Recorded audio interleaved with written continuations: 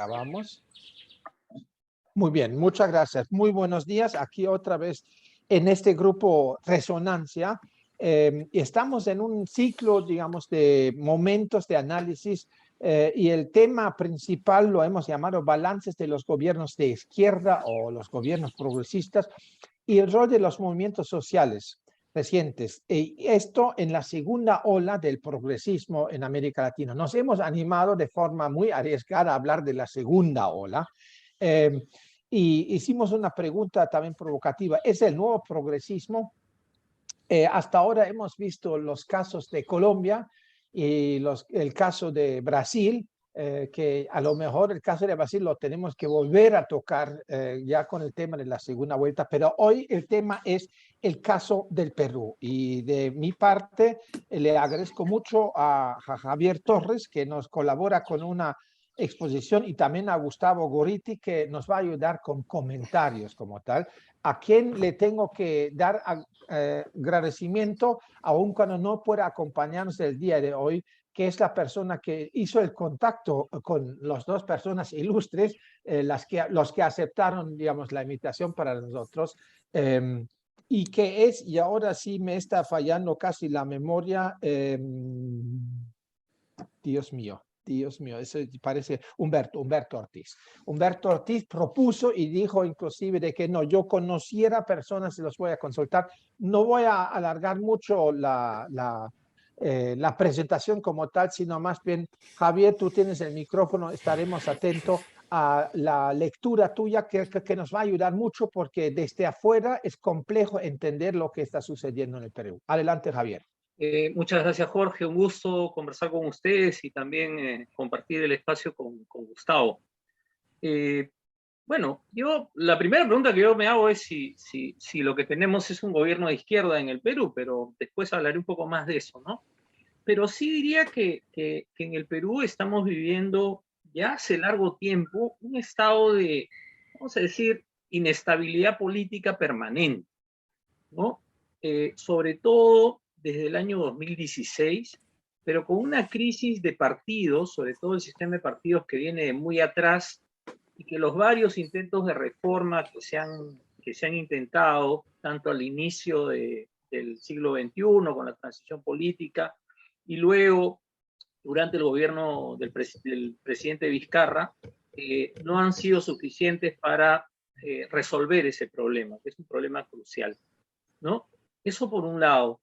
Lo otro es que, como otros países de la región, pero quizás con un impacto bastante mayor por la cantidad de presidentes y de autoridades involucradas y denunciadas e investigadas en este momento por la Fiscalía, atravesados por el caso Lava Jato, ¿no? Por el enorme peso que tuvo la empresa Odebrecht, que no tengo que explicar nada ahí, además Gustavo podría ayudarnos a entender mejor ese caso, pero prácticamente todos los presidentes estuvieron bajo investigación, uno de ellos se suicidó en el camino, todos han tenido detenciones preliminares, arrestos domiciliarios, el presidente Toledo está en un proceso de extradición, la alcaldesa de izquierda, Susana Villarán, también estuvo involucrada, el exalcalde Luis Castañeda, 3 veces alcalde de Lima, que ya falleció, también investigado, y gobernadores regionales a lo largo y ancho de la República, es decir, donde había una obra de Odebrecht, ha habido corrupción. Además de toda la otra corrupción que existe en el Perú, ¿no? Y a esto se sumó lo que ha sido pues la pandemia y la demostración de que de alguna manera el Estado que tenemos, ¿no? Es incapaz, fue incapaz, no solo por las escasas capacidades políticas de nuestros políticos o de nuestros líderes, sino además el Estado, por las propias reglas de juego que vienen desde la reforma neoliberal de Fujimori, fue incapaz de resolver o atender mínimamente o paliar el problema. Incluso las medidas más importantes que tomó el gobierno de Vizcarra, sobre todo la entrega de bonos para aliviar la situación en una cuarentena de las más estrictas que hubo en el continente, ¿no? no pudieron ser implementadas adecuadamente y a tiempo, ¿no? Entonces, todos estos elementos pues, que han caído en esta suerte de caldero que es la política peruana y la sociedad peruana, ¿no? Nos llevaron a un proceso electoral en el año 2021 muy particular, ¿no? Donde además veníamos, como dije, de una situación de inestabilidad y de crisis muy fuerte desde el proceso anterior, el 2016, donde por primera vez en este ciclo, en el siglo XXI en el Perú, una candidata prácticamente no reconoce, no acepta los resultados electorales, ¿no? Y pretende, como me refiero a Keiko Fujimori, pretendió gobernar desde el Parlamento. Esto llevó a la caída del presidente Kuczynski, luego entró el presidente Vizcarra, no voy a entrar a detalles porque nos podríamos perder, pero el que dos partidos de derecha que tenían el 80%, el 75% de los votos de la población en la primera vuelta y compitieron en la segunda en aquella ocasión, no lograran hacer un pacto. Algunos amigos de izquierda me decían, va a haber un pacto por la impunidad, Gustavo se acordará de eso también, ¿no? Y al final el pacto no hubo, y desde sectores de la derecha también se reclamaba que hubiera un pacto entre los dos sectores que en lo económico coincidían bastante, ¿no? Sin embargo, no se produjo y vino todo este periodo de inestabilidad que señalaba. Pero además, yo quería señalar un elemento que a mí me parece importante y que explica un poco la suerte de disociación que hay entre la política y la sociedad en el Perú. Que es que en el Perú, si hubo una gran victoria, vamos a decir así, de los promotores del neoliberalismo peruano, que lo hicieron desde la década de los 80, a veces se olvida eso, es este discurso que en el Perú se llama del emprendedurismo, y que es la idea de que cada quien emprende iniciativas económicas, en este caso, para poder desarrollarse y surgir en la vida. Estoy haciendo un resumen muy sencillo. Antes hablábamos del informal, del vendedor ambulante en la calle, en fin, de aquel que saltaba las normas que el Estado planteaba, y luego eso se convirtió en el discurso del emprendedor. ¿Y por qué lo menciono? Porque la forma de hacer política en el Perú, ¿no?, de muchos de los líderes de derecha e izquierda, sobre todo de aquellos líderes emergentes que vienen de regiones o incluso de la capital, es una lógica, es entendida como un emprendimiento político, ¿no? Y eso además va a explicar por qué el emprendimiento político individual o de grupo, pero eso va a explicar por qué, si uno revisa, por ejemplo, los resultados de las elecciones regionales del día domingo en el Perú, hay gobernadores electos que deben haber pasado algunos por 7 u 8 partidos en menos de 20 años, postulando a gobernadores, a alcaldes, a congresistas, en diferentes momentos, con diferentes partidos de supuestamente diferente ideología, ¿no? Porque ese es otro punto que también es importante, ¿no? El debate ideológico, en mi opinión, en el Perú, por lo menos desde algunos sectores, es una suerte de mascarada para hacer negocios, ¿no? Para hacer negocios, muchos de ellos además ilegales, desde el Estado, ¿no? Lo vemos en el Congreso de la República, y lo vemos también en lo que señalé del caso Lavajato, pero también lo hemos visto en la alta presencia de autoridades vinculadas al narcotráfico, actividades de contrabando en las regiones de frontera, actividades vinculadas a la minería ilegal o informal, como también se le llama, a la tala de madera en la Amazonía, etc. Entonces, esto lo vemos, y pongo ese ejemplo para algo que estamos viviendo hoy día.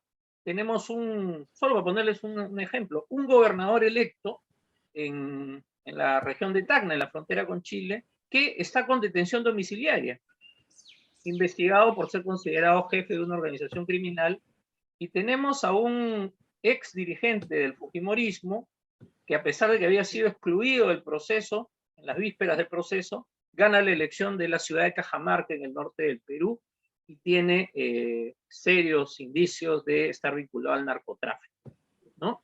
Entonces, cuando uno ve el perfil de nuestras autoridades y también en el Congreso, lo que uno ve es este tipo de personajes. Pueden tener discursos de izquierda, pueden tener discursos de derecha, pero todos están dedicados a los negocios. Ahora, yendo al gobierno, ¿no? Yo decía que yo no sabría cómo calificar al gobierno de Pedro Castillo de izquierda, aunque fue elegido en las filas de un partido que además no solamente se declara de izquierda, sino de una izquierda de un corte marxista tradicional, muy tradicional, y además muy conservador en todo lo que tiene que ver con derechos civiles, etcétera, que es Perú Libre, ¿no? Cuyo líder principal, además, un médico, el señor Vladimir Cerrón, que ha sido gobernador regional de Junín, tiene una sentencia por corrupción. Y por esa razón no podía postular él a la presidencia de la República. Y buscó entonces a un líder, y acá paso a hablar de Pedro Castillo un poco, un líder como Pedro Castillo, que había emergido de una protesta magisterial muy fuerte en el año 2017 contra el gobierno de Pedro Pablo Kuczynski. Además, una protesta que era una confrontación contra el gobierno, pero a la vez al interior del gremio magisterial de sectores, voy a decir así, enfadados o enfrentados con lo que es Patria Roja, un viejo partido de izquierda del Perú que desde el inicio del gran gremio magisterial peruano del SUTEP, desde su fundación, lo ha controlado, ¿no? Y además, esos sectores del magisterio que Pedro Castillo termina liderando, aunque hay que decir que él no organiza la huelga, la termina liderando, ¿no? Tenían en un sector por lo menos, una vinculación importante con lo que se llamaba el Movadef, que es un movimiento vinculado a Sendero Luminoso, ¿no? No todos los sectores que estaban en la huelga estaban con ese sector de Movadef, pero eran, digamos, aliados. Y Pedro Castillo emerge como líder en la huelga justamente porque era alguien que no era asociado en ese momento con este grupo, ¿no? Su trayectoria, todo su demás trayectoria fue básicamente local, en Cajamarca, postuló alguna vez a una alcaldía, fue gobernador gobernador es un cargo antiguo en el Perú, no regional, sino gobernador de un distrito, ¿no? Que justamente está involucrado con uno de los casos de corrupción actuales que él tiene, ¿no? Pero bueno, Castillo gana la elección en una segunda vuelta, básicamente en última instancia, por el rechazo a Keiko Fujimori, ¿no? Y gana con el respaldo, y en primera vuelta logra el 19% de votos válidos, ¿no? Keiko Fujimori no llegó ni siquiera al 15%, una gran fragmentación, pero se constituye por tercera vez una gran coalición anti-Keiko Fujimori, antifujimorista, que le da la presidencia a Castillo en una elección muy, muy cerrada, ¿no? Y el hecho que fuera una elección muy cerrada llevó nuevamente, ahora ya no solo a que Keiko Fujimori y sus aliados denunciaran, no quisieran reconocer la victoria de Castillo, sino que además denunciaran que había habido un fraude, ¿no? Y plantearan que al presidente había que vacarlo prácticamente desde el primer día, ¿no? Ahora, cuando uno ve el gobierno y cómo ha funcionado hasta ahora, lo que uno ve es que tenemos un gobierno que desde el inicio planteó la organización de sus gabinetes en una suerte, lo que llamamos un cuoteo, ¿no? Entregar a diferentes aliados y allegados, aliados políticos y personas vinculadas personalmente al presidente, ¿no? Ministerios. El problema con esta lógica, que podemos encontrarla en otros países y en regímenes parlamentarios, el coteo no es malo per se, ¿no? Es que detrás de ese coteo no había ningún acuerdo político ni ningún plan de gobierno lo suficientemente claro. Hubo un enunciado de plan hecho por el sector vinculado a Verónica Mendoza, con el exministro Pedro Franque, pero que nunca se implementó, ¿no? Castillo tuvo un primer ministro, su primer presidente del Consejo de Ministros fue Guido Bellido, de Perú Libre. Luego tuvo una primera ministra que fue Mirta Vázquez, que venía de los sectores más moderados de la izquierda.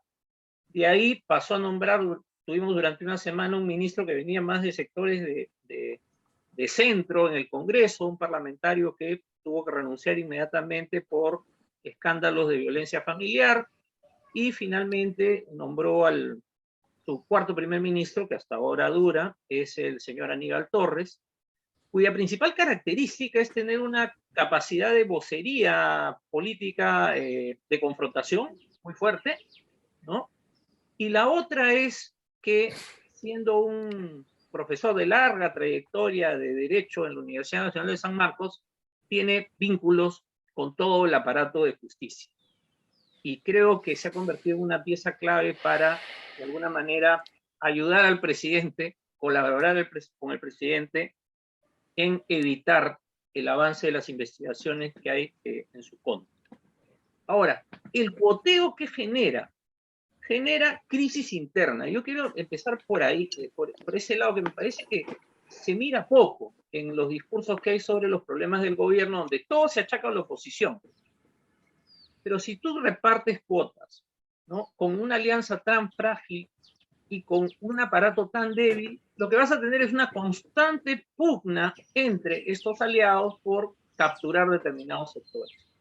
Entonces, parte de las crisis, parte de la filtración de la información sobre los problemas de algunos ministros ha venido desde adentro, desde los propios aliados, ¿no?, que han competido por el poder en diferentes momentos y ha llevado a que sectores terminen fuera. El grupo de Verónica Mendoza, por ejemplo, ya no tiene participación en el gobierno, ¿no? Y digamos, tenemos además, curiosamente, los ministros no han tendido a ir hacia la izquierda, ¿no?, sino más bien hacia el centro y hasta plantearse como garantes del modelo. Ahora, lo otro es que el presidente Castillo, yo diría como casi cualquier peruano de zonas rurales, ¿no?, porque él es un profesor rural, ¿no?, ha bebido de una cultura política que combina, por un lado, un discurso justamente forjado desde el magisterio, con un discurso crítico del Perú como un país explotado, primero por el imperialismo yanqui, y luego, en las últimas décadas, por Lima como una suerte de intermediario de los grandes poderes extractivos, ¿no? Eso está combinado con una lógica muy tradicional de manejo del poder, ¿no?, que viene de tiempos, tiene larga tradición en nuestra historia, viene de los tiempos de las haciendas, ¿no?, que acá se le llamaba el gamonalismo en su época, pero estamos hablando de formas de patrimonialismo, ¿no?, donde las redes familiares, las redes de paisanaje, las redes de compadrazgo son las principales redes sobre las que se sostiene el poder, ¿no? Y a mí me parece que eso es lo que ha llevado al presidente, en parte, a terminar atrapado en estos casos de corrupción, que si uno los compara con otros casos de corrupción por los cuales están acusados los otros presidentes que mencioné, no son pues de la magnitud que han tenido. Son casos, no voy a decir insignificantes, pero sí son menores en términos comparativos con la corrupción que hemos tenido en el Perú en otros momentos, ¿no? Pero además esa lógica no solo ha llevado a esta lógica de corrupción, sino también a lo que varios expertos señalan, a un empobrecimiento en términos de la capacidad técnica del sector del poder ejecutivo, ¿no? La cantidad de funcionarios que han salido y han sido reemplazados por, sea militantes de Perú Libre, o sea personas vinculadas al presidente porque son cajamarquinos, que es la región del presidente, o chotanos, que es su provincia donde nació, ¿no?, o vinculados al sector magisterial, pero sin las capacidades técnicas para poder ejercer determinados cargos en diversos sectores, está llevando a un empobrecimiento de la gestión pública que ya nos está pasando factura, ¿no?, pero que puede llevar a situaciones aún más graves, ¿no? Uno diría, bueno, cuando gana un partido, está bien que entren sus militantes, ¿no? Acá el recuerdo lo tenemos de todos los gobiernos han hecho eso, pero el nivel técnico y profesional de estos funcionarios deja mucho que desear, y entonces eso debilita la gestión. Y tenemos, además, sumado eso a los constantes cambios de gabinete y de ministros, ya no recuerdo cuál es la cifra, pero creo que nos acercamos a los 200 ministros en un año y un mes, o un año y 3 meses, perdón, ¿no?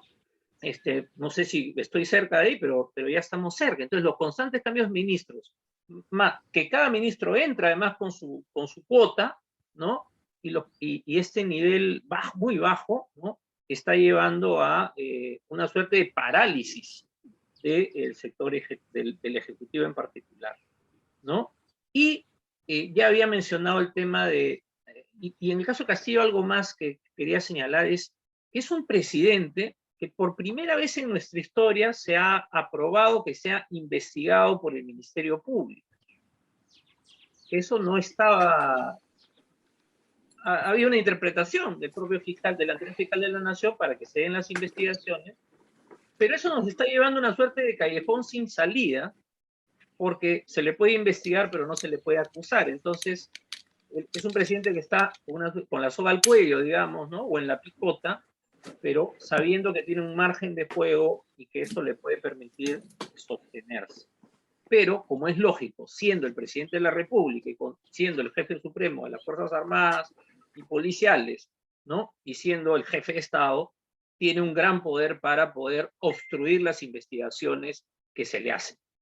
Entonces, hemos tenido varios ministros del Interior que han sido retirados del cargo o han tenido que renunciar por supuestas obstrucciones a la justicia, que bueno, en realidad no son tan supuestas, ¿no?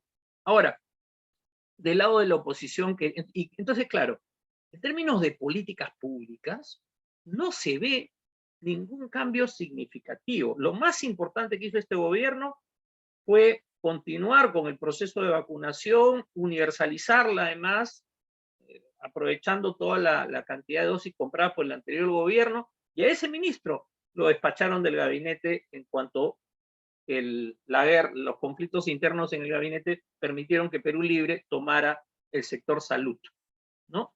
Entonces, hubo una promesa de una segunda reforma agraria que, como yo siempre he dicho, a mí me pareció una burla a la inteligencia de los campesinos del Perú, porque una reforma agraria que no plantea cambios en la estructura de la tierra, ¿no? En el tamaño de la propiedad, ¿no? Y que simplemente se quede en aspectos técnicos, es una política agraria que puede ser muy respetable, pero llamarla reforma agraria en un país que tuvo una reforma agraria muy radical, ¿no? Resulta, pues, como digo yo, una burla, ¿no?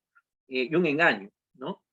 Pero ni siquiera esas políticas que se plantearon se ejecutaron, ¿no? Por la parálisis que tiene el Ejecutivo, ¿no? Y en el manejo de conflictos sociales, ¿no? Hemos visto que el gobierno no ha tenido ninguna capacidad para poder resolver los conflictos y al final lo que ha buscado es organizar reuniones descentralizadas de ministros con dirigentes sociales afines al gobierno, ¿no? Y con algunas autoridades para prometer obras que estamos al estilo, bueno, no al estilo, pero otros presidentes han hecho eso, ¿no? Pero al no tener una capacidad de gestión, como tuvieron en otro momento otros presidentes, estas promesas solo son el preanuncio de conflictos que vendrán más adelante por el incumplimiento de esas obras. Es decir, tenemos una suerte de Pedro Castillo fuera de Lima en campaña, ¿no? En estas suerte de asambleas que se les llama consejos de ministros descentralizados. Paso rápidamente a la oposición. Quiero decir algunas cosas, ¿no? Es cierto que hay una oposición vacadora, es cierto que hay una oposición que no reconoció la victoria del presidente, ¿no? Pero esa oposición, ¿no? De derecha y de ultraderecha, que además uno de sus líderes ha ganado la alcaldía de Lima el día domingo, ¿no? A pesar de que tiene estas posturas contra el gobierno, a la vez vota en conjunto con el partido de gobierno, que es Perú Libre, o varias de las bancadas en las que se ha dividido la bancada del partido de gobierno, ¿no? En relación a temas que tienen que ver con algo que mencioné hace un rato, derechos civiles o reformas que se habían implementado en el campo del sector universitario, contra las mafias universitarias, en el campo del transporte, contra otras mafias que operan del transporte, y ahí todos votan juntos, ¿no? La oposición de ultraderecha y la izquierda votan asociadas, ¿no? Y entonces, claro, esto ha llevado a una situación bien particular, que a pesar de que hay un sentir ciudadano que dice que se vayan todos, y las encuestas son muy claras, más del 60% lo plantea, ¿no? El Congreso, y a pesar de que un sector del Congreso quiere vacar al presidente, un sector significativo del Congreso, ¿no? Simplemente el Congreso no quiere una vacancia, pero manteniéndose ellos durante los 5 años de su mandato.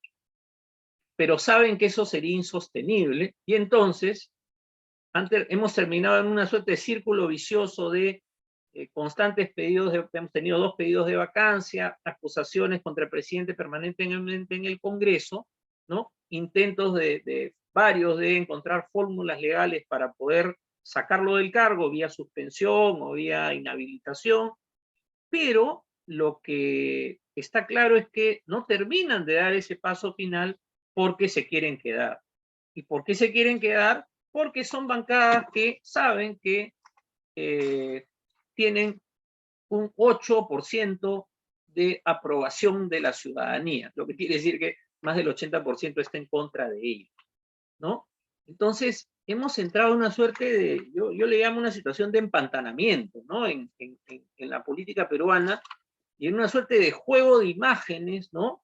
De confrontación y de polarización, que en mi opinión es más discursiva, ¿no? Es más discurso que hechos concretos, ¿no? Y probablemente vayamos a ver eso ahora en la relación entre el nuevo alcalde de Lima y el presidente de la República, porque un alcalde de Lima depende mucho del gobierno nacional, ¿no? Igual que los gobernadores regionales, y entonces es probable que sigamos en esta situación, salvo que, como dicen algunos, aparezca una prueba, vamos a decir así, contundente y demoledora de que nuestro presidente, el presidente Castillo, ha sido parte de actos de corrupción. Y cuando digo contundente y demoledora, para los peruanos eso es un video o un audio donde el presidente está hablando o está recibiendo plata, ¿no? Cualquier otra prueba a los peruanos nos parece poco, digamos, frente a una situación así. Y lo último que quiero decir es que en este escenario tan complejo de alta desafección política, de gobiernos regionales capturados por diferentes mafias de todo tipo, la mayoría, ¿no?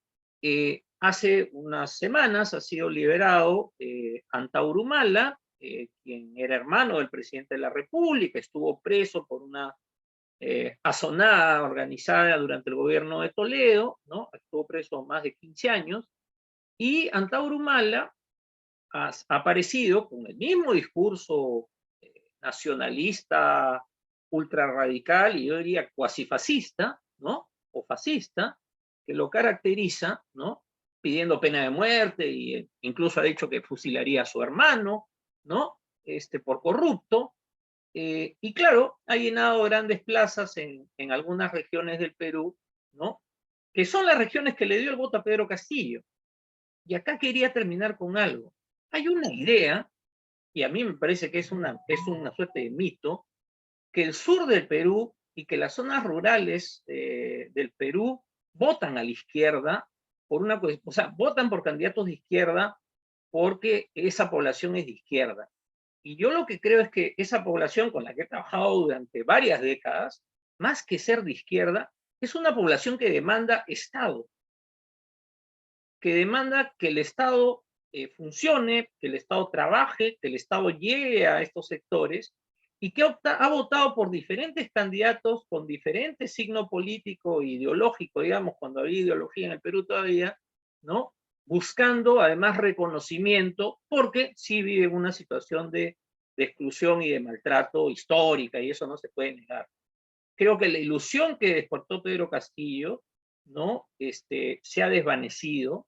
Sin embargo, ese sector sigue aprobando su gestión y no quiere que bajen al presidente, pero empieza a mirar a Antauro Humala ahora, como miró antes a Ollanta Humala en su momento, como alguien que podría, ¿no? por sus posturas, por el tono de su discurso, ¿no? Podría darles eso que este sector reclama, ¿no? Pero no es que es un electorado que haya votado siempre a la izquierda.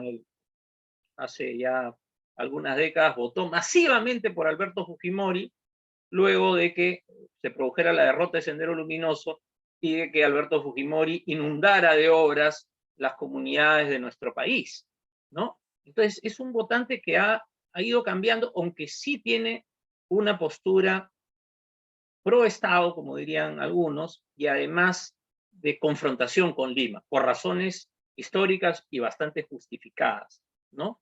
Pero entonces eso puede ser aprovechado por cualquier líder carismático, ¿no? Que aparezca, sea de izquierda o sea de derecha. Yo me quedo ahí, muchas gracias por la atención. Gracias a ti, más bien, Javier, con esta lectura bastante contundente. Me gustaría mucho, no sé si Gustavo, si te animas de comentar un poco lo que hemos escuchado desde tu punto de vista.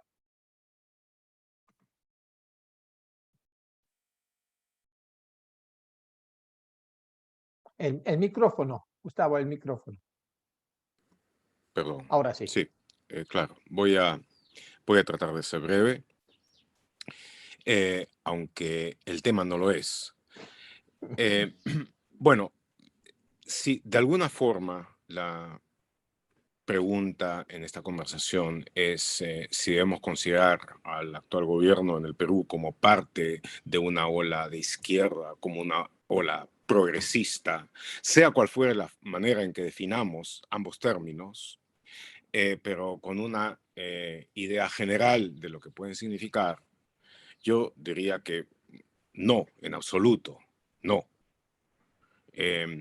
Tenemos un gobierno que ha hecho un juego aturdido con las palabras, un juego aturdido con los conceptos, que vive solamente concentrado ahora en la supervivencia, más preocupado, como hay un dicho popular, más preocupado que perro en moto, por poderse mantener en donde está. Un gobierno absolutamente precario que cuenta con la hostilidad incondicional de grupos de poder, que cuenta con una cobertura de los medios de comunicación dominantes, sobre todo los del grupo, el grupo predominante en cuanto a los medios, cuya objetividad probablemente provocaría rubor en los redactores de Izvestia, pero que en términos generales es el resultado de un conjunto de cosas y de eventos que han impactado en forma muy negativa al Perú. Y yo diría de que lo mejor quizás sea ver esto desde una perspectiva de cierto tiempo. Y empecemos esto en la última parte del gobierno de Fujimori, en cuyo momento se dio una lucha intensa por la conquista de la democracia en el Perú, en el comienzo del milenio, en el año 2000, que movilizó a grandes masas, grandes fuerzas y aún mayores esperanzas en el candidato que resultó entonces el representante de toda la oposición democrática, que fue Alejandro Toledo, un candidato entonces interesante porque parecía la representación del hombre andino que, empezando las circunstancias más desfavorables, logra una educación de calidad en Estados Unidos, regresa como economista, etc. Y luego de marchas y diversos eventos y finalmente grandes escándalos de corrupción que salieron en público con los Vladivideos que revelaron los niveles profundos de corrupción que hubo durante la dictadura de Fujimori, además autodocumentados con un nivel que comparable al que tuvo la Stasi en Alemania, en la ex Alemania Oriental. pues entonces entró la democracia con grandes expectativas y grandes esperanzas. Y a partir de ese momento empezó el contraste con la realidad, las desilusiones progresivas, y una de las características que tuvo el gobierno durante los primeros 20 años, el Estado peruano durante los primeros 20 años de existencia. Básicamente, representaciones políticas disfuncionales, poco funcionales, pero frente a una economía y a una sociedad y a un proceso democrático que aún pasando por momentos de estar en la cornisa en cada elección, logró mantenerse.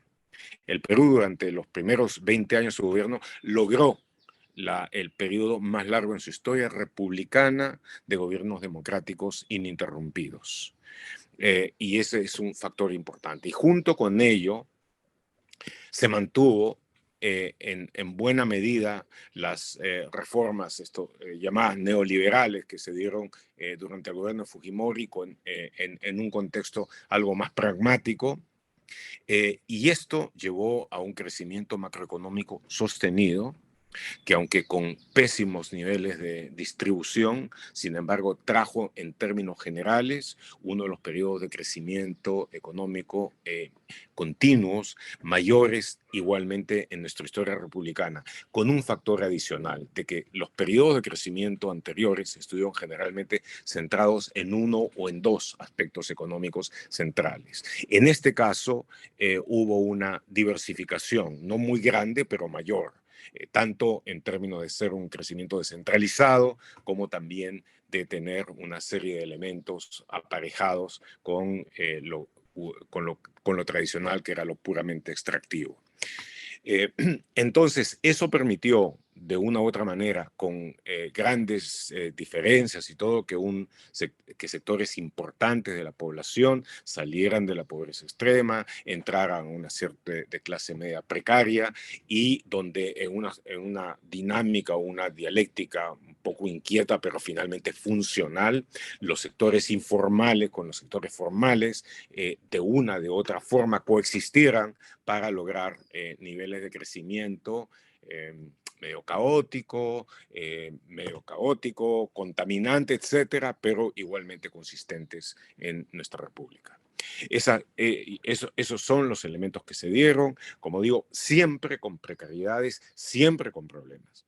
Ahora, eventualmente, esos problemas que han hecho de que la discusión política haya marchado de una crisis en otra crisis a lo largo de los años, eventualmente sacaron la parte oculta, la parte sucia de lo que es el capitalismo de compadrazgo, el capitalismo amigotes o crony capitalism, que ha sido la corrupción profunda.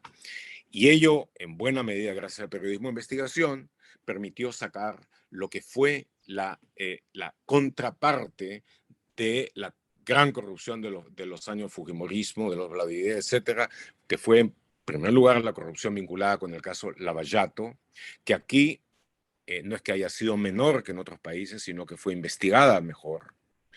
Permitió demostrar los niveles de corrupción que había habido en el caso específico de las obras de infraestructura con el cartel de empresas brasileñas y sus socios y sus consorciados peruanos. Por supuesto que no reveló todo el nivel de corrupción que hubo, sino solamente relacionado con eso. Pero fue suficiente porque comprometió a virtualmente todos los presidentes, a una gran cantidad de ministros, gobernadores, como ha hecho Javier, en fin, pero tuvo un elemento positivo inicialmente, el hecho de que se investigara, el hecho que saliera a la luz, el hecho que movilizara energías sociales, y lo hizo acá con una fuerza comparable a la que tuvo inicialmente en Brasil, el caso Lavallato, llevó a reformas profundas, llevó a que fueran arrestados, a que fueran enjuiciados buena parte de los líderes del sistema político, e hizo pensar y prever de que se iba a poder lograr reformas en la que emergiera una sociedad mucho más limpia, con mucho mayor integridad y todo eso, porque hubo un respaldo social bastante fuerte. Hubo después, naturalmente, una contraofensiva grande, previa a otra investigación importante que es la que reveló los niveles profundos de corrupción en el Poder Judicial. El caso de Lavajuez o los Cuellos Blancos del Puerto, en fin, que también fue concomitante con la gran investigación del caso de Lavallato.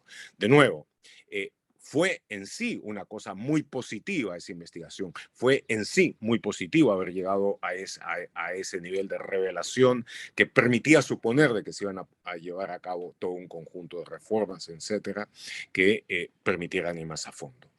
En todo ese contexto es que se produjeron algunas de las cosas que estuvo hablando Javier, la última crisis con el gobierno de Kuczynski, la confrontación con el fujimorismo, en fin, la caída de Kuczynski, luego de eso el gobierno de Vizcarra, que eventualmente tomó, hizo suyos algunos de los logros de la lucha anticorrupción, logró gran popularidad, cerró el Congreso eventualmente. Y en ese momento llegó acá la pandemia, la peste, que hay que decirlo para que se entienda con claridad, golpeó al Perú en términos específicos como a ningún otro país en el mundo. El nivel de muertes que tuvo el Perú ha sido superiores a la en términos específicos, per cápita, a la de cualquier otra nación. Eso pese a que el gobierno inicialmente tomó todas las medidas del recetario de la Organización Mundial de la Salud y todo eso, pero el recetario en sí era fallido y la forma de llevarlo a cabo también lo fue, y el efecto fue el de un trauma masivo. El número de muertes que hubo superó a los caídos en la guerra interna con Sendero Luminoso, en la guerra con Chile en el siglo pasado, y a las muertes por el terremoto que asoló Ancash, Huaraz en 1970, sumados. Eso y la caída brutal de la economía y todo lo que significó, produjo lo que históricamente han producido las grandes pestes. Una situación una situación de tal impacto traumático sobre la conciencia nacional que afecta y afectó, entre otras cosas, la capacidad de decisión del electorado, como ha sucedido en muchos otros casos y en muchos otros lugares. El resultado fue la elección de Pedro Castillo, que en ninguna otra circunstancia probablemente hubiera sido elegido a la presidencia. Ha habido antes amenazas de caudillos, pero había por lo menos un nivel básico de una cierta coherencia. Surgió, y hay que decirlo, los niveles, como ya también lo dijo Javier, los niveles de votación que logró han estado entre los más bajos de nuestra historia. La representatividad que él tuvo como presidente, junto con la de la candidata que pugnó contra él, han estado entre las más bajas en nuestra historia, menos de la mitad de todos los procesos electorales anteriores. Entonces, ante ello, lo que ha habido es un gobierno extremadamente precario, con un nivel de representación muy extremadamente polarizado, y en dicha circunstancia, desde el primer momento, una crisis. Ahora, un gobierno que llegó supuestamente representando los valores rurales de decencia, honestidad, palabra, cumplimiento, la necesidad de ver por aquellos que más habían sufrido, resultó desde el comienzo lo que se han visto en tantos gobiernos municipales durante estos últimos años. Grupo de gente que llegó al gobierno básicamente con hambre para buscar de robar y arrebatar lo que pudiera, pero como también lo dijo Javier, frente a la gran corrupción que tuvimos, la corrupción de tiburones, en los años anteriores, la de acá fue de pirañas. Pirañas en ayuno, es verdad, pero al fin y al cabo es con ese nivel. Y del otro lado, frente a una oposición histérica, organizada, que básicamente se centró en la ultraderecha y que ha fortalecido a esa ultraderecha, de una forma mucho más significativa de lo que ha sucedido con cualquier cosa que pueda considerarse izquierda aquí, y que ahora ha tenido el último reflejo en la elección del el líder más notable de los grupos protofascistas de esa derecha como alcalde de Lima. Entonces, frente a eso, la reacción de este gobierno del presidente ha sido sencillamente la reacción de quien en miedo, sintiendo que hay una cuestión de naufragio, hace todo tipo de cosas, algunas racionales, otras absolutamente irracionales, por sobrevivir. Mientras que el partido, el grupo que entró dentro de esta ola de oportunidad que dio la pandemia a la peste para lograr representación, el Perú Libre de Vladimir Cerrón, que es una especie de stalinismo andino, eh, una vez que empezó a tener divorcios y todo, se centró mucho más en tratar de sacar a la izquierda moderada del cuadro, a lo que ellos llaman, igual que la ultraderecha, los caviares, llegando incluso a decir de que él prefería la ultraderecha antes que los caviares. Es decir, como los comunistas de Alemania en los años 30, que decían que antes Hitler que los socialdemócratas. Y entonces, en esa circunstancia, pues lo que ha habido es sobrevivencia, y buena parte de la sobrevivencia de Castillo debe darse, es resultado, bueno, no solamente del hecho de que sea al fin y al cabo presidente constitucional de la República, sino a la tremenda estupidez y torpeza de la ultraderecha que está en contra suya, y del otro lado también al desprestigio profundo del Congreso. Si Castillo tiene niveles de aprobación que están entre el 25, 27, 28%, dentro del país, en Lima, por supuesto, es mucho menor. En el Congreso, pues está por el 8%, 7%, que está históricamente entre los más bajos. Es en esas condiciones que se han dado las últimas elecciones regionales, donde en la importantísima Municipalidad de Lima ha emergido como triunfador, pero también con porcentajes muy bajos de representación, los porcentajes históricamente más bajos, el jefe, el duce criollo de la ultraderecha, Rafael López Aliaga. Entonces, en ese contexto de profunda normalidad política, donde la historia cotidiana se escribe como un atestado policial y en buena medida hay poca diferencia entre el nivel de política que habría entre los delegados de pabellones en una cárcel con los que ahora están en la representación nacional. No solamente la izquierda, no solamente los grupos progresistas, es la misma democracia peruana la que está en juego. Hay que decir de que históricamente en el Perú, aunque ha tenido momentos de fuerte representación de izquierda, el Perú es un país que históricamente está entre los más reaccionarios de América Latina. Es el país que tuvo el último virreinato, es el país donde al final se decidió la independencia de España, la última gran batalla en Sudamérica. Fue el centro de la reacción colonial, y sus clases, no llamaré dirigentes, sino apenas dominantes, son las herederas de eso. Y lo que los ha unido en buena medida, esa es otra cosa interesante, ha sido una especie de histeria frente a lo que llamaban el comunismo, el peligro comunista, la presencia y han buscado de poner, entre otras cosas, a Castillo como la encarnación viva de ese peligro inminente que debería tener a todos asustados, movilizados, dispuestos a las medidas más extremas para evitar el comunismo.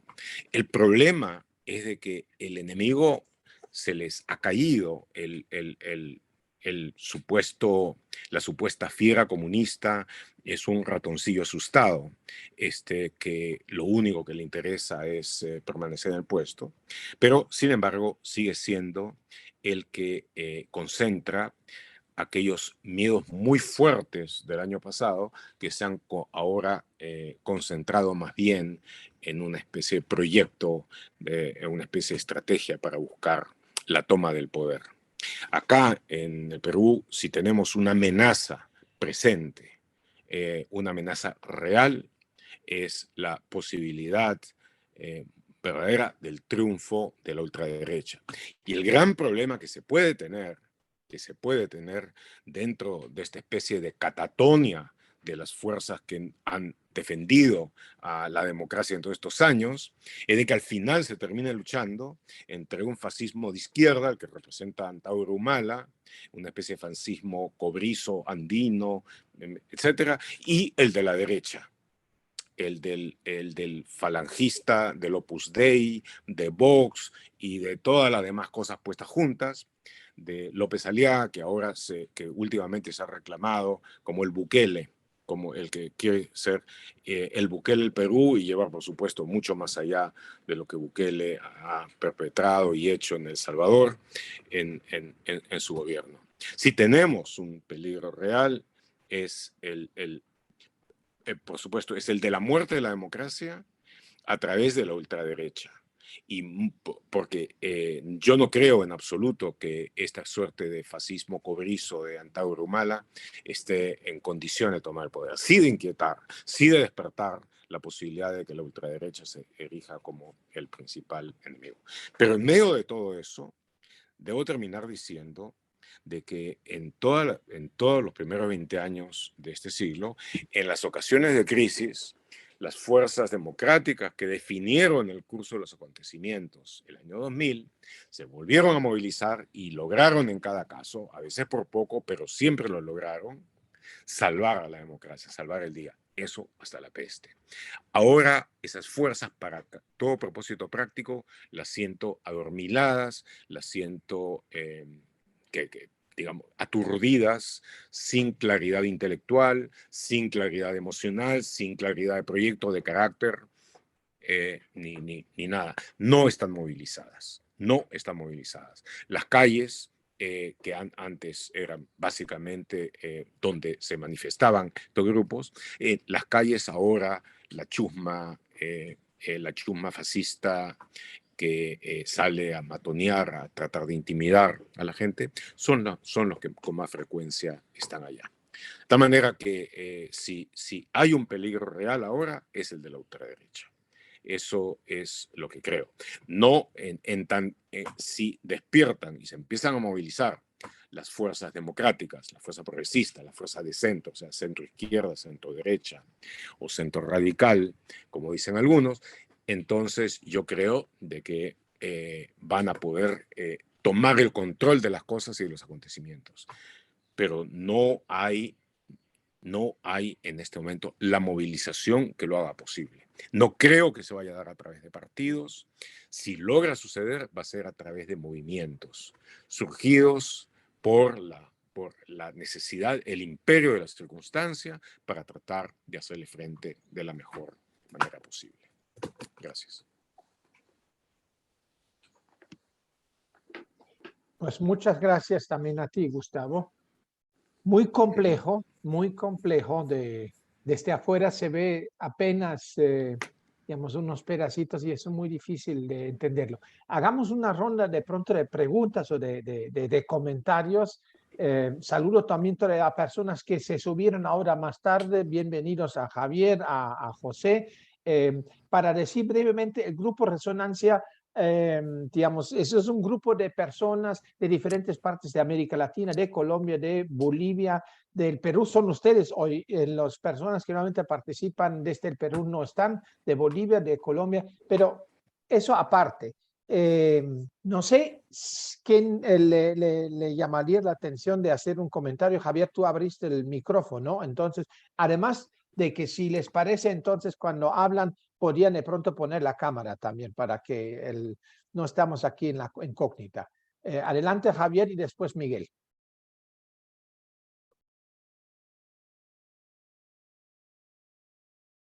Javier.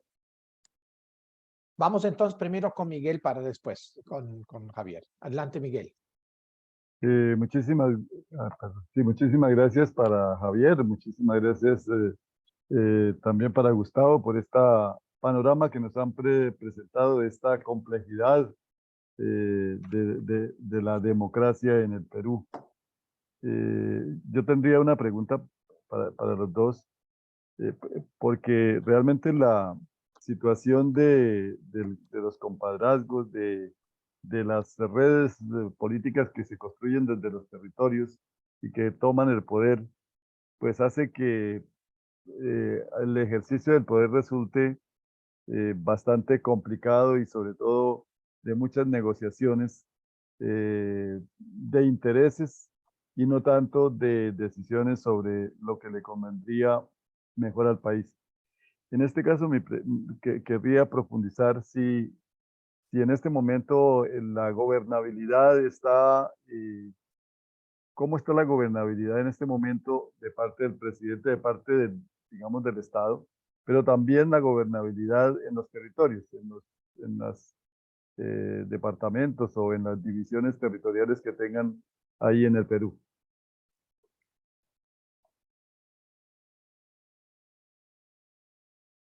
No sé quién de ustedes le gustaría de darle orientación a Miguel. Javier. El micrófono. A ver, Ok. sí, Listo. sobre el tema de la gobernabilidad en los territorios, ¿no? En los últimos tiempos, lo que hemos tenido en el año de gobierno de presidente Castillo, hemos tenido básicamente conflictos similares y en los mismos territorios en los que han habido en los últimos años, ¿no?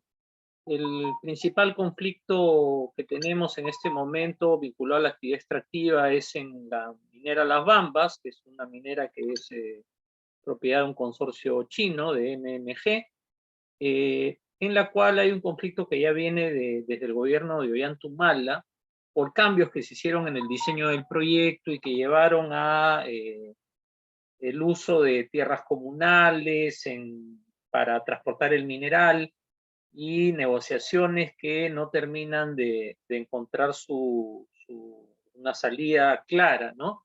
Pero hay que decir que este conflicto, que originalmente se planteó como un conflicto en términos del impacto ambiental en la vida de las comunidades, ¿no? Y que llevó a acciones de represión fuerte de gobiernos anteriores, ¿no? Ha ido derivando cada vez más en un conflicto de negociación de beneficios, ¿no? Que puede otorgar la empresa a las comunidades, ¿no? Y esto es claro, esto se ve clarísimo porque no es que tienes una alianza de comunidades contra la empresa, sino que cada comunidad organiza su propio paro, su propio bloqueo contra la mina, y de acuerdo a lo que logra la comunidad A, se inicia la protesta de la comunidad B, ¿no? Y entonces es un ciclo de protestas que ha sido presente en todo este periodo, ¿no? Y luego hay problemas serios en zonas de la Amazonía, donde se han asesinado en los últimos tiempos a varios defensores ambientales, pero ese tema más ligado a los grandes comerciantes de madera, sobre todo, ¿no? En regiones como Ucayali en particular, que es frontera con Brasil, ¿no? Donde, bueno, es una suerte de tierra sin ley, ¿no? Y un problema que tenemos en el Perú es que hay zonas del territorio donde las actividades ilegales priman, incluso en Madre de Dios, que es una región amazónica, acaba de ser elegido un ex gobernador regional que está directamente vinculado con la actividad minera informal, ¿no? Entonces, igual en otras regiones de la Amazonía hay gobernadores, como dije, ya vinculados al narcotráfico. Entonces son zonas donde el Estado está presente, pero el Estado, más que ausente, está capturado, diría yo, por estas fuerzas económicas, ¿no? Como dije, el gobierno no ha tenido una capacidad para plantear propuestas distintas a lo que han hecho otros gobiernos, ¿no? Como digo, mesas de diálogo, acuerdos puntuales, con presencia de los ministros para negociar con las comunidades, pero no hay una nueva política de manejo en relación al conflicto social en el Perú, ¿no? Desde la oposición se decía, es el gobierno el que incentiva las protestas, pero en realidad en más de una ocasión estas se les han ido de las manos. Eso. Muchas gracias.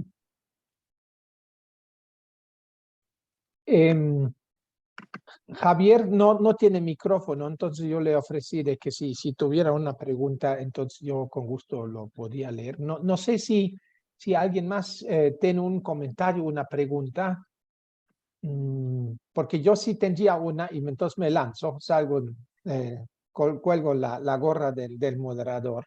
A mí me ayuda bastante lo que ustedes mencionaron, de aterrizar un poco en comprender de verdad, inclusive lo que sucedió y lo que vino sucediendo para entender, digamos, de que las coordenadas han sido muy específicas para que podía suceder lo que sucedió, de que Pedro Castillo terminó siendo presidente. Creo que, entre comillas, en una situación política normal no hubiera sucedido, ahora sí sucedió.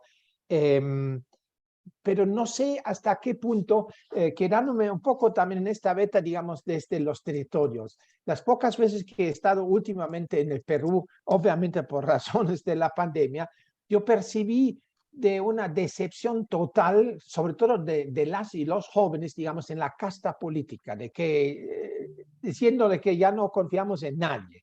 Y eso de por sí, eso es muy difícil, y para lograr un inicio político más puro, entre comillas, pues a mí se me ocurriría siempre pensando de construir también alternativas en el rango territorial, porque en el nivel nacional ustedes ya hicieron una radiografía bastante pormenorizado, que eso es muy complejo, y además es muy preocupante de que al final uno podría decir inclusive que la extrema derecha se inventó de que Castillo sea un rato presidente para quemarse de tal forma para venir con fuerza. Pero, ¿qué creen ustedes?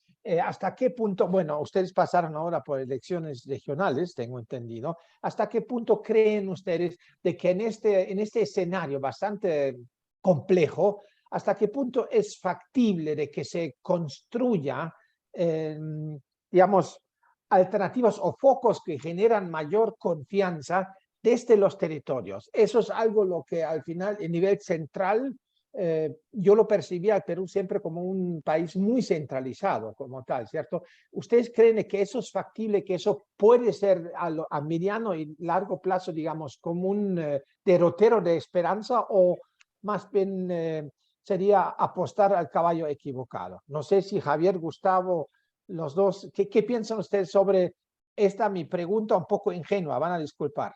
Adelante, tengan la palabra ustedes. Gustavo, dale tú. Sí. Bueno, digo,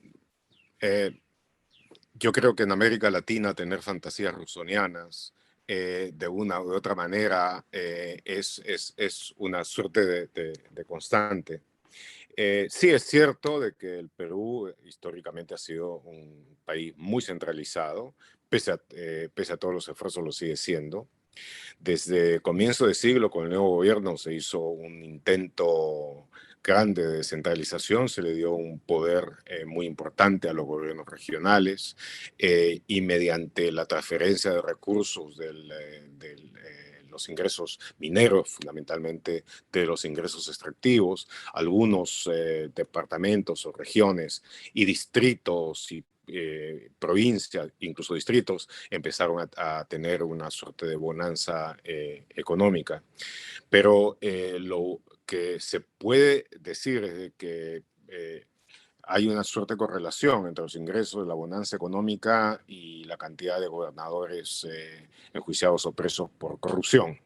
En casi todos los casos, ese aumento de nivel de ingresos inmediatamente creó niveles muy altos de corrupción y además toda una serie de grupos que se crearon para parasitar precisamente esos ingresos. Además de que en los casos en los que hubo intentos reales de gestión había muy poca preparación sobre cómo hacerlos y cómo llevarlos a cabo bien. Sin embargo, dentro de todo ese proceso, que en términos generales ha sido muy fallido, hubo casos interesantes de gobernadores que tuvieron éxitos relativos. Uno fue el caso de un gobernador del departamento de San Martín, que está en parte en la selva, que después llegó a ser primer ministro y que ahora está preso como resultado de su involucramiento en el caso Lavallato.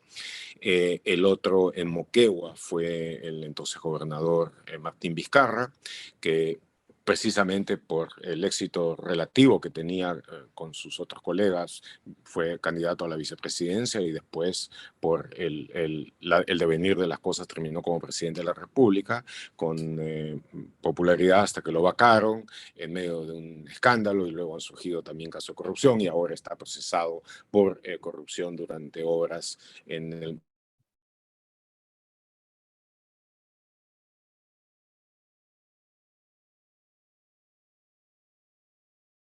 el Cusco.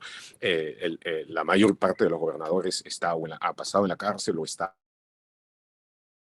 aparte de los líderes, el que fue primer ministro breve durante el gobierno de Castillo, Guido Bellido, que está ahora en el Congreso, fue una suerte de líder estudiantil eterno que acostumbró a utilizar su cargo para lograr cierto tipo de beneficios, y que después él está situado justo al lado de uno de los mayores conflictos mineros, que ha sido una oportunidad también para crear fuentes de poder y fuentes de ingreso. Desgraciadamente, la descentralización que se ha operado hasta este momento no ha permitido que surjan liderazgos con las condiciones mínimamente adecuadas como para presentarse como una alternativa de gobierno. Eso no significa de que la descentralización en sí esté mal. Lo que significa realmente es de que es llegar a la conclusión de que los problemas profundos que encontramos en la parte centralizada del gobierno se dan también igualmente en la descentralización en las provincias. De tal manera de que hay la profunda necesidad, entre otras cosas, como para que un gobierno democrático, sea cual sea el régimen democrático, sea cual sea el tinte que tenga, pueda hacer de que el sistema perviva, permanezca, crezca, prospere y logre que prospere el país, es poder educar al número mínimo de personas que puedan dedicarse al servicio público con el conocimiento básico y también, por supuesto, dentro de esa educación, el compromiso con ciertos valores básicos, centrales, de integridad y de eficiencia, que cambien el concepto de lo que es el Estado, y que debe ser del servicio organizado, estructurado de las comunidades, a partir de los recursos que esas propias comunidades han organizado en el Estado, en lugar de esa especie de captura de botín en que es ahora en la mayor parte de los casos. Desgraciadamente, el hecho concreto es de que en la mayor parte de la nación no existe el número básico de gente con capacidad de hacer eso. Y cuando lo existe, porque quizá podría encontrárselo finalmente en varios rubros de la actividad privada o académica, son buena parte de esa gente lo último que piensa es en dedicarse a la política o al servicio público. Y en el Estado, ya a nivel nacional, sí hay algunos focos o grupos de capacidad, de excelencia, que son los que están manteniendo el funcionamiento del país y están logrando, y esto creo que nos hemos olvidado de decirlo hasta ahora, están logrando que en medio de esta especie de festival de anormalidades dentro del que vivimos, la nación haya encontrado sus propios niveles, sus propios parámetros de estabilidad dinámica y funcional. La recuperación que ha habido después de la peste a nivel de economía ha sido, comparado con otras naciones de América Latina, sorprendente. Los niveles de estabilidad macroeconómica que hay, comparado con el resto de América Latina, es igualmente sorprendente. Y aunque aquí una gran preocupación es la de seguridad ciudadana, hay que decirlo que comparado con los niveles de criminalidad de buena parte de las otras naciones de América Latina, el Perú está comparativamente bastante mejor. Entonces, esto me hace recordar un poco a cómo era Italia en los años 60. Tenía gobiernos desastrosos, infiltrados por la mafia, etc. Pero la nación en piloto automático caminaba. Y aquí hay un piloto automático. No sabemos dónde está, no sabemos cómo funciona, no sabemos cuál es el sistema operativo exacto que tiene. Eso es un punto de estudio muy interesante, pero existe. De existir, existe. Y de funcionar, a su turno funciona, y el país a trancas y barrancas, de una u otra manera, se mantiene, funciona e incluso crece. Muchas gracias, Gustavo. Javier, si quisieras añadir algo.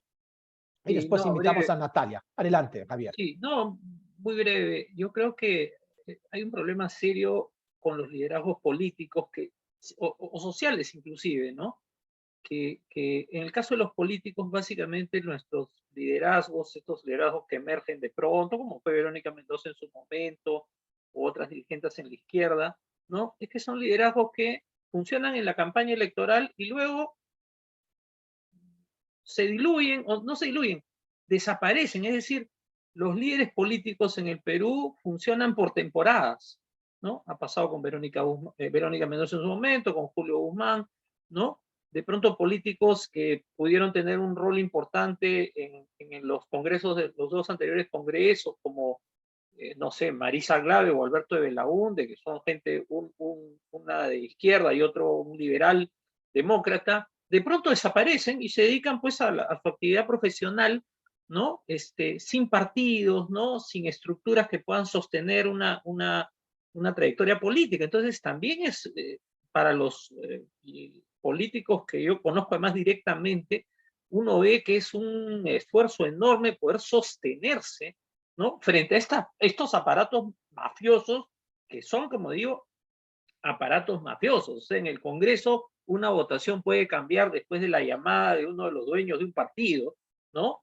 Que compra o chantajea, como hacía Vladimiro Montesinos en su época, a congresistas, ¿no? Eso está pasando, ¿no? Y del otro lado, del lado de las organizaciones sociales, yo creo que también pues se ha caído en esto que decía yo, ¿no? O sea, hay un lado positivo de esta lógica del emprendimiento, que es lo que hace que se mueva la economía peruana. No es solamente el movimiento de los grandes negocios, de los grandes proyectos que son fundamentales, ¿no? Extractivos y otro tipo, sino también de la capacidad, la creatividad, la inventiva que tiene la población de nuestro país para sobrevivir y enfrentar las situaciones. Lo hemos visto en la pandemia y en otras crisis también, ¿no? Pero esto no, cuando uno escucha a los candidatos hace unos días o ahora mismo a los alcaldes y gobernadores electos, sus discursos no tienen nada que ver con lo que la gente está haciendo, ¿no? Entonces hay una desconexión muy fuerte y creo que se necesitan no solamente espacios nuevos, sino discursos democráticos, progresistas, distintos. Hay un agotamiento de cómo se ha planteado la agenda desde los sectores progresistas y democráticos, y entonces la gente desconfía tanto de ellos como desconfía de los otros, digamos, ¿no?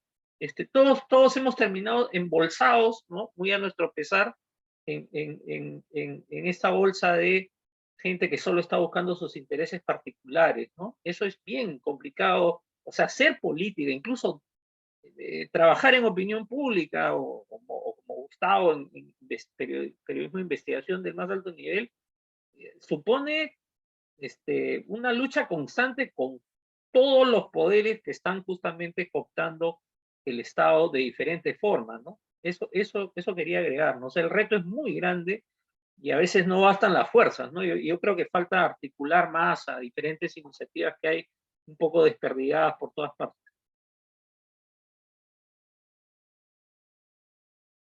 Muchas gracias. Invitamos a Natalia, que pidió la palabra, y además le felicitamos a Natalia porque cumple día hoy y tan juiciosa de estar con nosotros. Natalia, adelante. Hola Jorge, buenos días. No sé si la cámara me está funcionando bien. Sí. Y ando además con un pie lesionado, así que me obligó quietud la vida. Muchas gracias. No, pues creo que ya los comentarios que han hecho responden un poco a mi pregunta, pero bueno, creo que vale la pena ponerla en la mesa. Y es un poco la discusión más estructural de cara como a la cultura política, ¿no? Peruana y el rol de los movimientos sociales, ¿no? porque coincido contigo, hay como un cierto panorama tan desalentador, pero ¿cuáles podrían ser como los puntos de quiebre que ayudarían a hacer como esa transición y pensar más en un proyecto de país? Porque pareciera ser que hay como una brecha ahí, lo digo con total desconocimiento, solo por lo que he escuchado. Hace poco también conocí un caso de un conflicto minero en donde las comunidades, una optó por declararse una comunidad minera y la otra una comunidad campesina.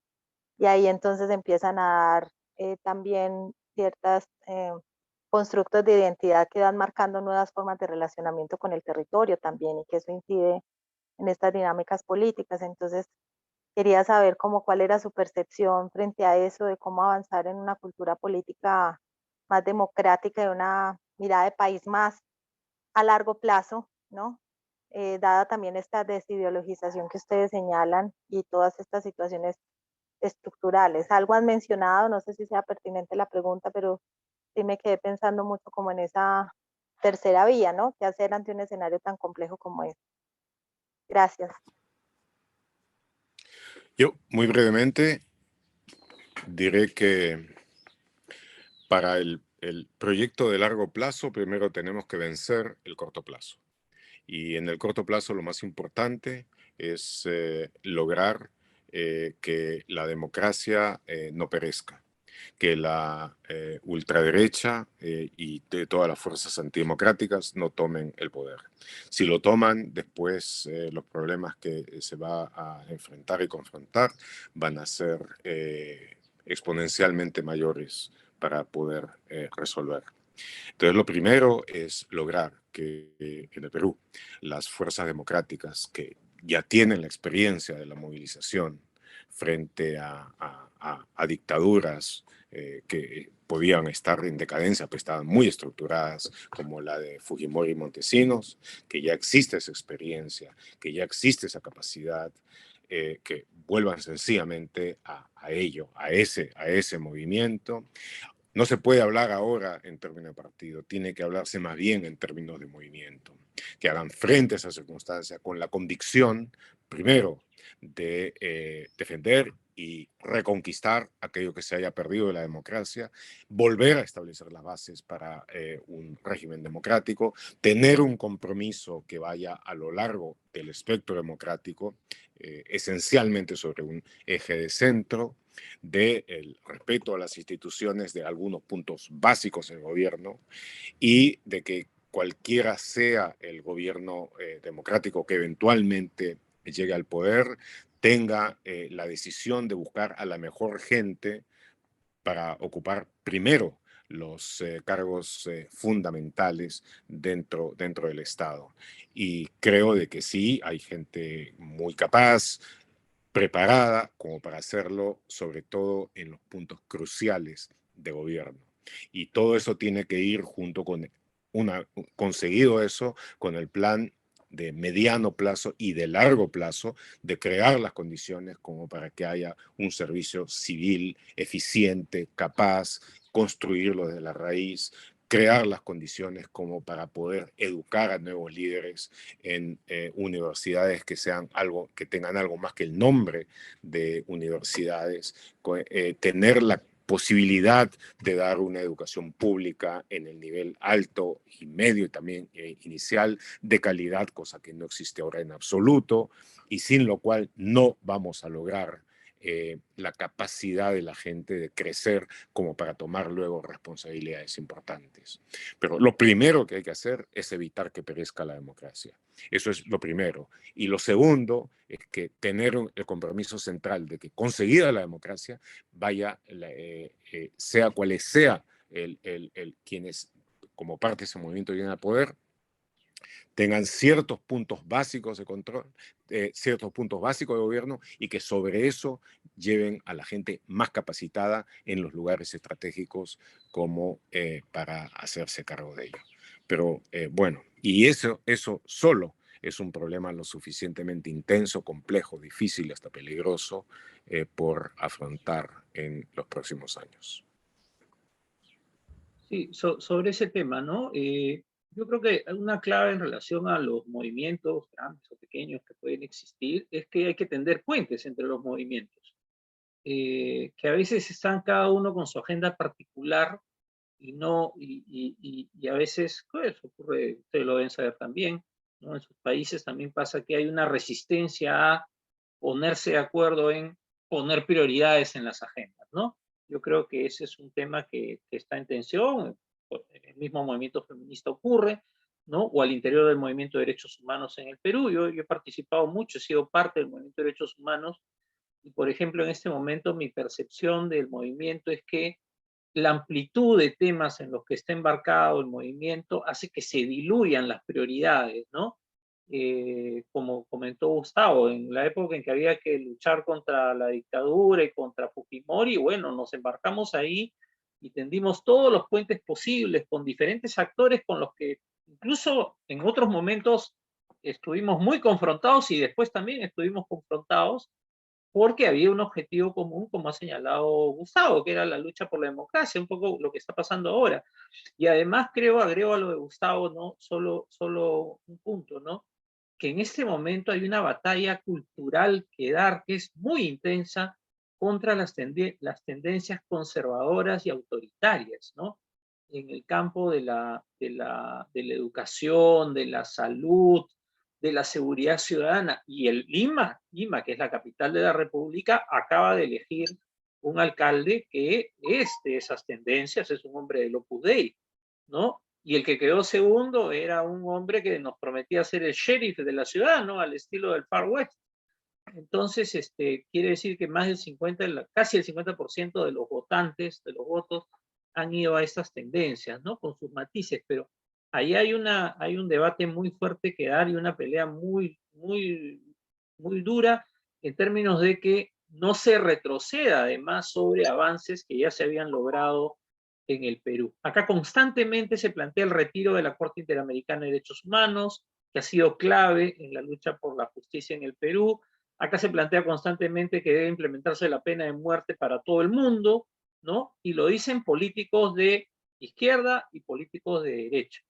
Entonces me parece que en el campo de los derechos humanos hay una batalla que es muy dura y que hay que dar en relación a agregando un poco lo que señalaba Gustavo, ¿no? Y asociado a la lucha contra la corrupción también, ¿no? Que genera costos enormes en términos de otros derechos que no se pueden cumplir porque la plata se va en los negocios particulares de estas mafias. Muchas gracias. Mariana, adelante. Bueno, muchas gracias. Ha sido muy interesante escucharlos, Javier y Gustavo. Un país vecino que realmente todo lo que está por debajo, o sea, conocemos muy poquito lo que está por debajo. Solo algunas cosas muy pequeñas, como comentaba Jorge, que llegan a nuestros países, ¿no? Bueno, tengo dos preguntas. Una está relacionada al doble discurso que nosotros vivimos con el gobierno del MAS, ¿no? Que es de izquierda total en teoría, ¿no? Porque sale ley de protección a la madre tierra y se incendia un montón de terreno para ganado y para soya en el oriente, ¿no? Tenía este discurso proteccionista a los indígenas y se estampa el gobierno contra poblaciones indígenas para abrir una carretera, ¿no? O este discurso de que la derecha es lo peor y el neoliberalismo es lo peor y tiene unas políticas neoliberales terribles, extractivistas, en apoyo a los empresarios de derecha, etcétera, ¿no? Entonces, este doble discurso de los llamados de izquierda, me gustaría conocer un poco cómo se da en el Perú. Y mi segunda pregunta está relacionada a o sea, ustedes hablan de que pareciera que la sociedad funciona en un piloto automático pese a lo que pase con el gobierno, ¿no? En Bolivia hay organizaciones sindicales muy fuertes. En las comunidades andinas, por ejemplo, hay que el dirigente de la comunidad, que es parte de la dirigencia de la subcentral, que después es dirigente del sindicato más amplio y que es parte de la Federación de Campesinos. Entonces, es como una organización tradicional que funciona paralelamente a cualquier cargo político o del gobierno. Entonces me da curiosidad conocer un poco si ustedes también tienen estas organizaciones tradicionales fuertes.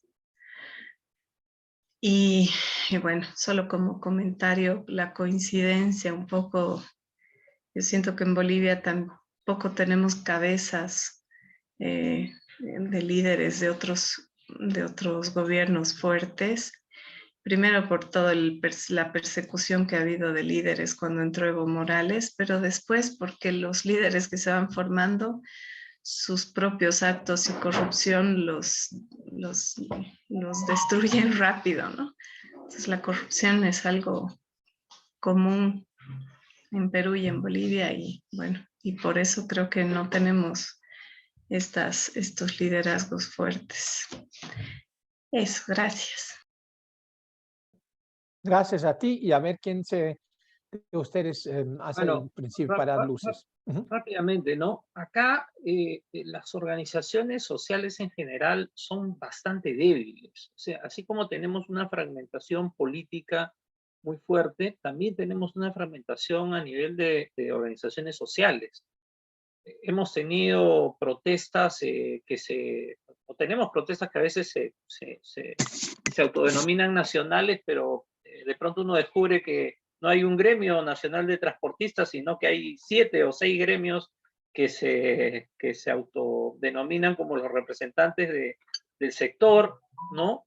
E incluso el gobierno actual está instrumentalizando algunas organizaciones y en otros casos promoviendo organizaciones, ¿no?, que compiten con algunos gremios tradicionales que de por sí estaban debilitados.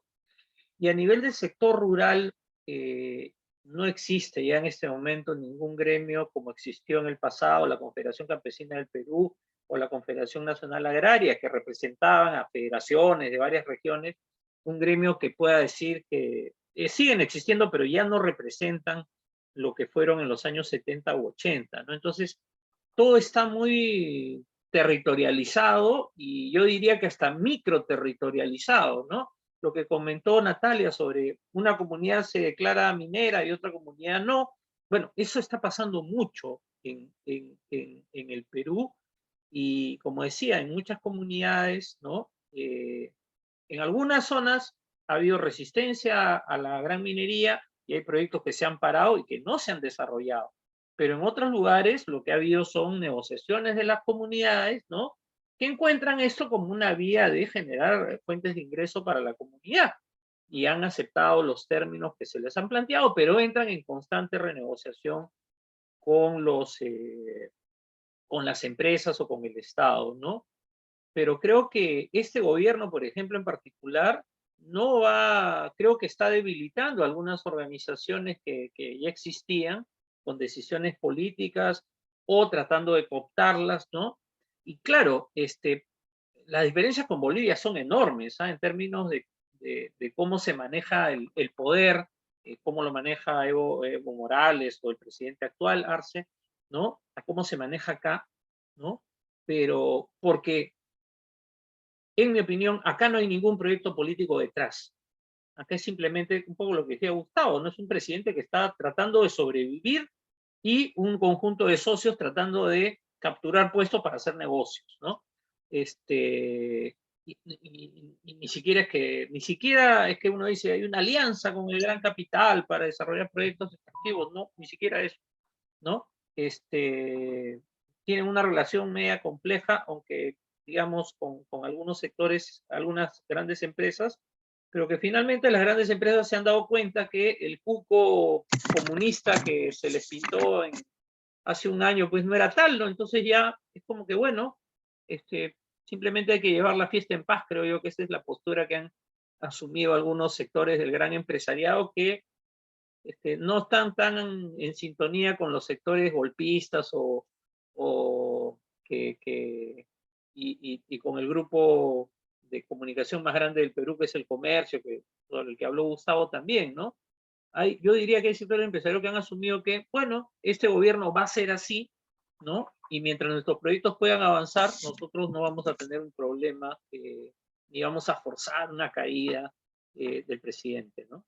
Ahí también hay una desconexión entre los grandes poderes económicos y los poderes políticos, ¿no? Que también juegan sus juegos por canal diferente. Yo creo más bien de que los poderes económicos, básicamente los oligopolios, los carteles que controlan la economía peruana, tienen una suerte de disociación respecto al gobierno actual. En efecto, ya saben de que es cualquier cosa menos peligroso y pues siguen lucrando y haciendo negocios en un contexto bastante permisivo en términos generales, pero a la vez siguen dando apoyo y respaldo a los grupos que están abiertamente organizados para tirarse el gobierno. Y buena parte de los medios de comunicación, de los carteles de comunicación que están empeñados en eso, el Grupo del Comercio, Willax, etcétera, tienen un poderoso respaldo financiero y pueden y obviamente acceso al dinero de publicidad y todo eso que viene precisamente de esos sectores. Yo creo de que digamos, la billetera de esta gente pues está en el bolsillo que sea necesario, está en el bolsillo de la derecha, de la izquierda, del centro, lo que sea. Su corazón está, a diferencia de lo que suele suceder en anatomía humana, está completamente a la derecha y le van a dar todo el apoyo posible a esa gente. En cuanto a la pregunta que hiciste sobre la izquierda peruana y todo esto, como creo que ya lo dijo Javier en su exposición, básicamente ha tenido dos matices muy claros. Una ha sido la que llegó al poder a través de Perú Libre en las circunstancias absolutamente excepcionales que mencionamos y que ya no se han reproducido más porque en estas últimas elecciones ha tenido una derrota contundente. Y una especie de stalinismo andino. Y lo otro es esta izquierda más urbana, más vinculada con los nuevos conceptos de derechos humanos, inclusiones, etcétera, etcétera. Posiblemente también, como lo decía Javier, que ha abierto a tal nivel de exceso su panoplia de plataformas por las que luchar, de que ha perdido más de lo que ha ganado.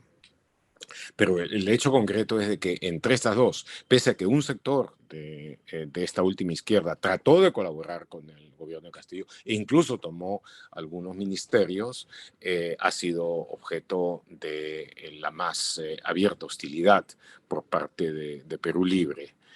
Y como dije, en algún momento Cerrón, su jefe, dijo que prefería mucho más estar con la ultraderecha antes que estar con lo que llaman ellos los caviares.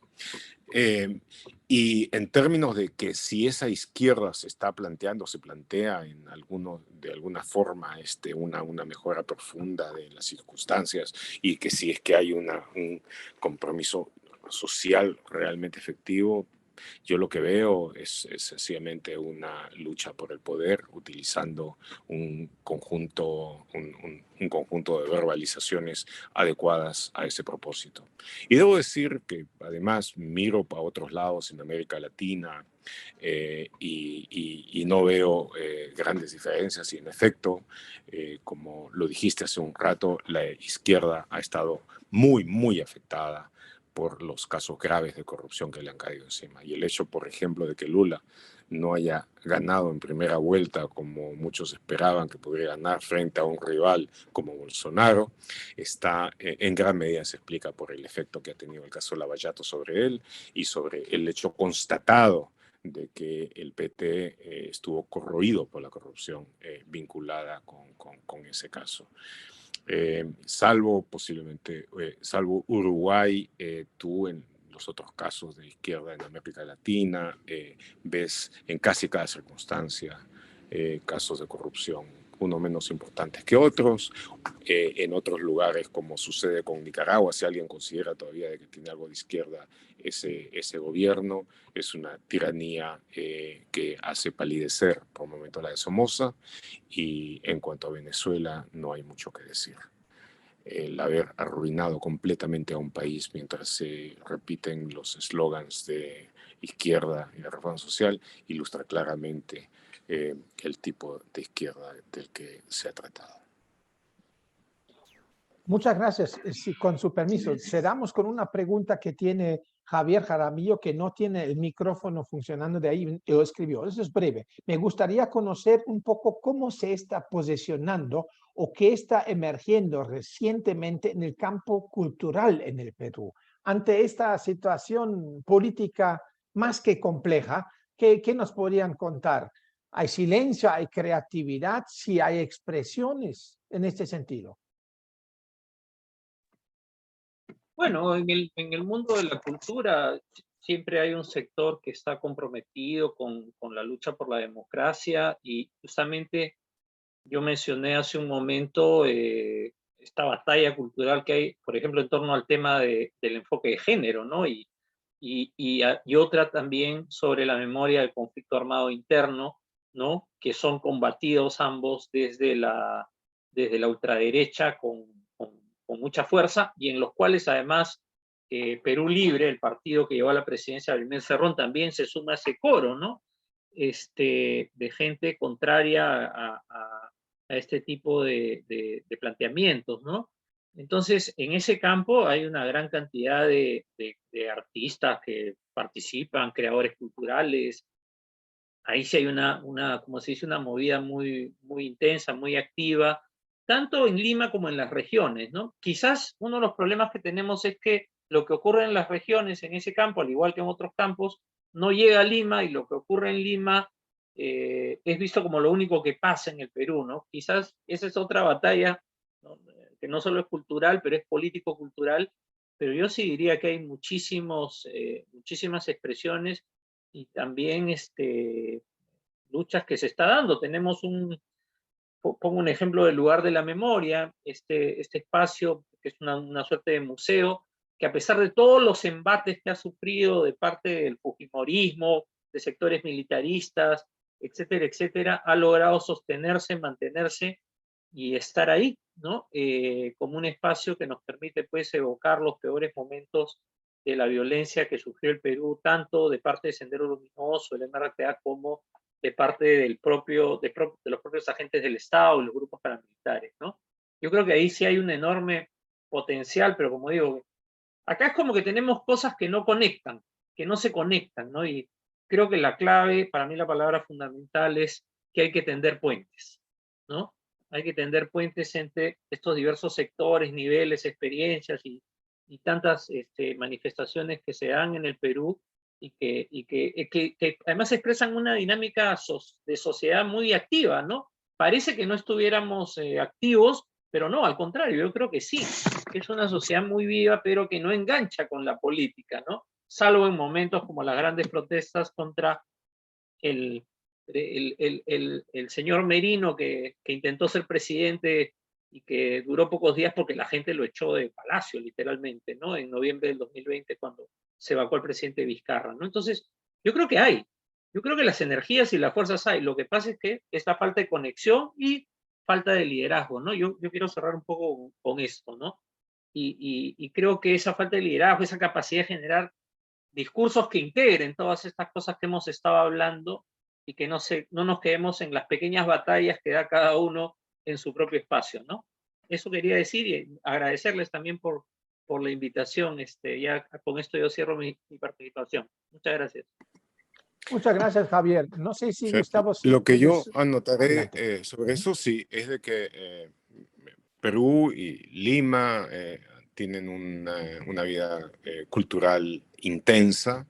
Podría ser mucho más, podría ser mucho mejor, pero sí es intensa y creativa. Dentro de eso hay cosas interesantes. Nuestro escritor más célebre, el Premio Nobel de Literatura, Mario Vargas Llosa, que además de novelista es un ensayista eximio, pero cada año, conforme van pasando los años, cada año tiene una suerte de deriva mayor hacia la derecha. Pero de alguna manera todo el escenario cultural, especialmente literario, creo yo, algunos en abierta discrepancia con él y otros sencillamente en distancia, se las han arreglado como para continuar marcando líneas independientes. Pero sí hay una guerra cultural marcada sobre todo lo que hemos estado hablando esta mañana, sobre los ataques a la democracia. Sí hay una guerra semántica en la que la ultraderecha histérica busca de atacar a todo aquel que, por ejemplo, al referirse a la guerra interna que hubo contra Sendero Luminoso, no habla de terroristas y no suelta la palabra terrorista seguida de 3 escupitajos cada vez que se refiere al tema, mucho más como un exorcismo que como una discusión. Entonces, y también hay que decirlo, ya que estamos hablando de esto, el hecho de que parte de las acciones de acoso a la ultraderecha, como ha sucedido históricamente con los fascismos, haya sido el ataque a la cultura. No es ninguna coincidencia de que buena parte de las últimas acciones violentas de los grupos de choque fascistas, de la llamada resistencia, insurgencia, combatientes, yo le llamo en conjunto la pestilencia, se hayan hecho en presentaciones de libros, contra las presentaciones de libros. En una de esas, básicamente obligaron a salir huyendo al expresidente de la República, Francisco Sagasti. En otras han logrado terminar con las presentaciones, pero básicamente han desarrollado una suerte de especialidad en eso. Y yo me imagino que buena parte de ellos lee la frase falsamente atribuida a Goebbels, que fue producto de otro, Gerard Canazzi, de que cuando escucha la palabra cultura echa mano a la pistola. Entonces, sí, incluso uno de los últimos ataques fue para una presentación de literatura infantil. De tal manera que ellos lo tienen muy claro. Para ellos el Kulturkampf, la guerra cultural, es uno de los aspectos centrales y lo que ellos buscan, por supuesto, es de que en la guerra cultural termine Torquemada como ministro de la Cultura. Gracias. Bueno, no me queda sino agradecerles a esos invitados de lujo, les digo de veras, de lujo, les agradezco de veras, ha sido altamente interesante, yo podría escuchar horas, pero yo sé de que aquí terminamos. Les agradezco muchísimo, la grabación queda para los demás y entonces hasta la próxima, digamos, a los que se refieren al grupo, y muchísimas gracias tanto a Javier como a Gustavo de haber aceptado la invitación y de haber soltado la lengua como lo hicieron ustedes. Muchísimas gracias. Hasta luego. Muchas Muchas Adiós. gracias. Chao. Chao, Adiós. chao, Chao. chao.